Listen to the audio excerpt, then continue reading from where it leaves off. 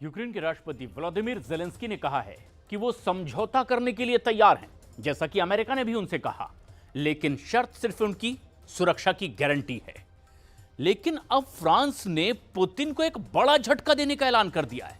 France के ऐलान के बाद अब पुतिन से ज्यादा तो डोनाल्ड ट्रंप के लिए तनाव बढ़ता दिखाई दे रहा है।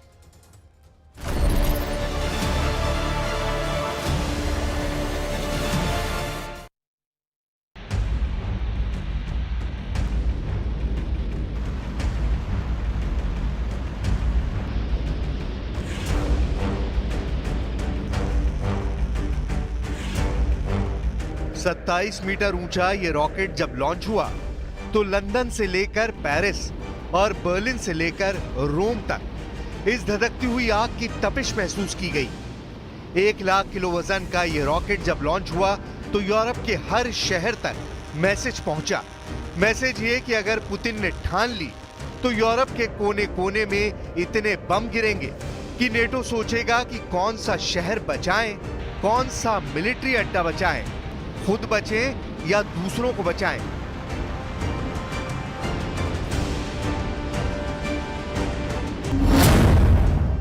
फ्रांस 24 में यह खबर छपी है। बताया गया है कि मैक्रोन ने यूरोप को एटम बम वाले हमले से बचाने के लिए परमाणु छतरी का मुद्दा उठा लिया है। इस खबर का मतलब इस तस्वीर में छुपा है। मैक्रोन ने वो परमाणु छतरी खोल दी है जो पूरे यूरोप को एटम बम वाले हमले से बचा सकती है। इस छतरी के नीचे ज़ेलेंस्की भी होंगे, इसके नीचे ब्रिटेन भी होगा, इसके नीचे इटली की प्रधानमंत्री जॉर्जिया मेलोनी यानी इटली भी होगा और बाकी यूरोप भी इसी परमाणु छतरी से बचेगा। अब क्या है यूरोप पर परमाणु खतरा, इसे समझने के लिए पुतिन का लॉन्च पैड देखिए। ये रूस का सुयोज रॉकेट है जिससे सैटेलाइट लॉन्च की जाती है। इस बार सुयोज को रशियन एरोस्पेस फोर्सेस ने लॉन्च किया है। इस फोर्स के पास पुतिन की परमाणु मिसाइलों की जिम्मेदारी है। इस बार जो सुयोज रॉकेट लॉन्च किया गया उसके जरिए रूस की डिफेंस फोर्स का बहुत ही सीक्रेट मिशन अंजाम दिया गया, जिसके बारे में पुतिन, उनके बड़े कमांडर और रूस के वैज्ञानिक जानते हैं। यूरोप के लिए सबसे डराने वाला मुद्दा यह है कि पुतिन के सुयोज रॉकेट ने रूस के उसी लॉन्च पैड का इस्तेमाल किया जहां से अक्टूबर 2024 में Yars intercontinental ballistic missile test की गई थी, यानी वो मिसाइल जो 11,000 किलोमीटर तक मार करती है। यह है अरखानगैस्क लॉन्च पैड और डर है कि यही बन सकता है अब तीसरे विश्व युद्ध का लॉन्च पैड। जिससे यार्स मिसाइल लॉन्च की गई तो वो 30,000 किलोमीटर प्रति घंटे की रफ्तार से यूरोप पर कहर मचाएगी। पुतिन की इसी मिसाइल का डर अब डोनाल्ड ट्रंप और ज़ेलेंस्की की बदनाम मीटिंग ने बढ़ा दिया है। ट्रंप ने ज़ेलेंस्की से क्या कहा था, बहुत गौर से देखिए। Gambling with the lives of millions of people.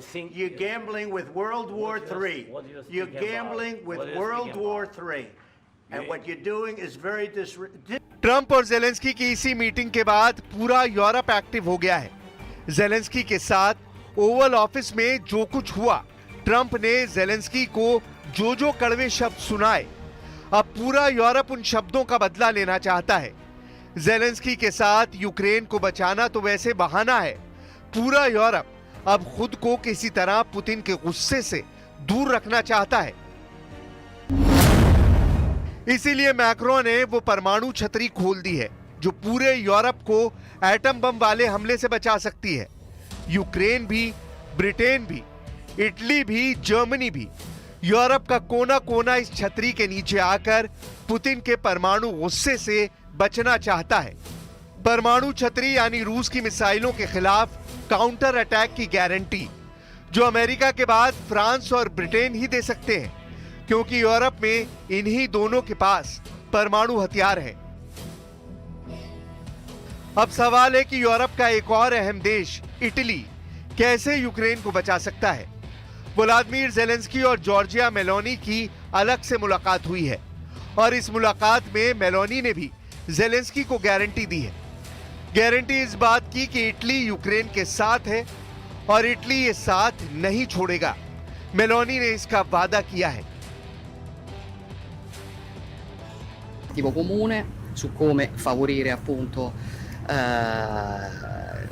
anzi su come evitare che ci siano delle divisioni all'interno dell'Alleanza Atlantica, dell'Occidente, e mi pare che su questo ci siano ampie convergenze. Ci sono varie proposte sul tavolo.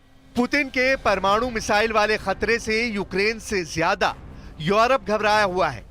Macron और Meloni Ukraine को double guarantee दे रहे हैं, लेकिन अब सबका बड़ा agenda Europe को बचाना है, क्योंकि डोनाल्ड ट्रंप ने यूक्रेन को बचाने की जिम्मेदारी से किनारा कर लिया है।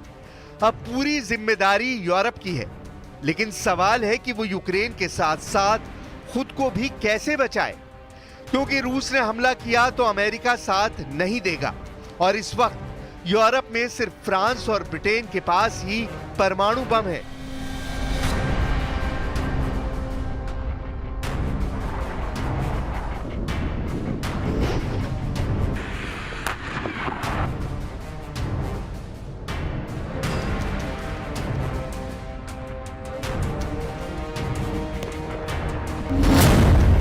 क्या फ्रांस अब यूरोप के बाकी देशों में अपने परमाणु हथियार तैनात कर सकता है? इससे पहले ही रिपोर्ट आई थी कि फ्रांस अपने कुछ परमाणु हथियार जर्मनी में तैनात कर सकता है। जर्मनी में फ्रेडरिक मर्ज नए चांसलर बन सकते हैं और उन्होंने भी जर्मनी में फ्रांस के परमाणु हथियारों की तैनाती का समर्थन किया है। अब डर यह भी है कि अमेरिका नेटो को टाटा बाय बाय कह सकता है और अगर वो नेटो से बाहर निकला तो यूरोप को सिर्फ और सिर्फ यूरोप खुद ही बचाएगा। उसके पास कोई और जरिया नहीं होगा, या कहें कि अब यूरोप के पास अमेरिका की सुरक्षा गारंटी नहीं बची। अब वो पूरी तरह फ्रांस और ब्रिटेन पर निर्भर है और पूरा यूरोप अब ये महसूस कर रहा है कि उसका पुतिन की मिसाइलों से बचना आसान नहीं होगा।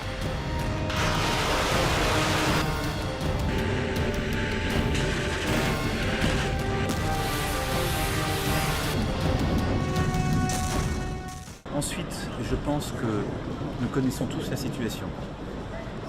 Il y a un agresseur qui est la Russie. Il y a un peuple agressé qui est l'Ukraine. Je pense que nous avons tous eu raison d'aider l'Ukraine et de sanctionner la Russie il y a 3 ans et de continuer à le faire. Et quand je dis nous, ce sont les États-Unis d'Amérique. इस वक्त पूरे Europe में हथियारों का उत्पादन तेज किए जाने पर बात हो रही है। यूक्रेन के साथ साथ यूरोप को बचाने वाला डर गहराता जा रहा है। यूरोप के हर देश को खतरा है कि पुतिन ने यूक्रेन के बाद नेटो देशों को ही टारगेट बनाने की ठान ली है। इसलिए हथियार फैक्ट्रियां 24 घंटे काम कर रही हैं।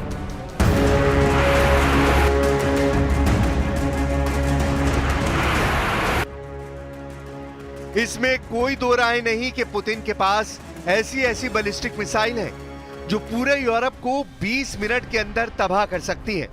ये वो मिसाइल है जिससे कीव से लेकर लंदन और बर्लिन से लेकर वॉशिंगटन डीसी तक खलबली के हालात रहे हैं। पुतिन की नई मिसाइल तो 4000 डिग्री की आग में जलाने की ताकत रखती है, या कहें कि पुतिन की 4000 डिग्री सेल्सियस वाली भट्टी तैयार है।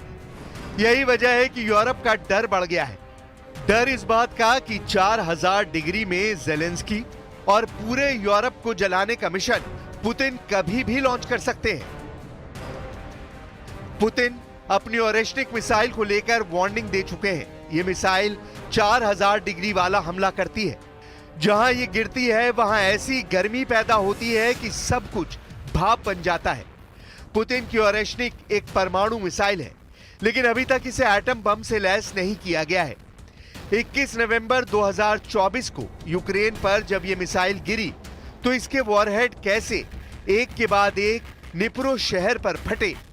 पुतिन ने कह दिया है कि परमाणु बम जैसा हमला करने वाली ओरेश्निक मिसाइल लॉन्च पैड पर पहुंच चुकी है। रूस ओरेश्निक मिसाइल से फिर हमला करना चाहता है, लेकिन वक्त क्या होगा पुतिन ने यह नहीं बताया।